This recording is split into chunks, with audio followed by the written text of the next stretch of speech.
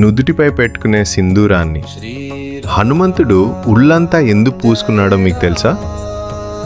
రావణుడిని సంహరించిన తర్వాత శ్రీరాముడు సీతాదేవిని తీసుకుని అయోధ్యకు వస్తాడు. వారితో పాటు మన హనుమంతుడు కూడా అయోధ్యకు వస్తాడు. ఒకరోజు సీతాదేవి నిదానంగా తన నుదుటిపై సింధూరం పెట్టుకుంటూ ఉంటుంది. ఆ దృశ్యాన్ని హనుమంతుడు చూస్తాడు. ఇది కేవలం రంగు కాదు. ఆడవాళ్లు నుదుటిపై సింధూరం పెట్టుకోవడం వల్ల వారి భర్తల ఆయుష్ పెరుగుతుందని, ఆరోగ్యం బాగుంటుందని హనుమంతుడికి తెలుసు. అలా ఆలోచిస్తుంటే హనుమంతుడికి ఒక ఆలోచన వస్తుంది.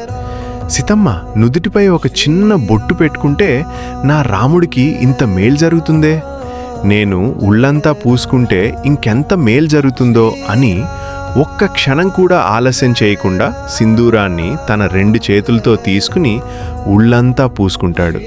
అలా సింధూరంతో నిండిపోయి హనుమంతుడు అమాయకంగా నవ్వుతూ అంటాడు, మీకోసమే స్వామి, సీతమ్మ నుదుటిపై ఒక చిన్న బొట్టు పెట్టుకుంటే నేను మీకు ఇంత మేలు చేస్తాను.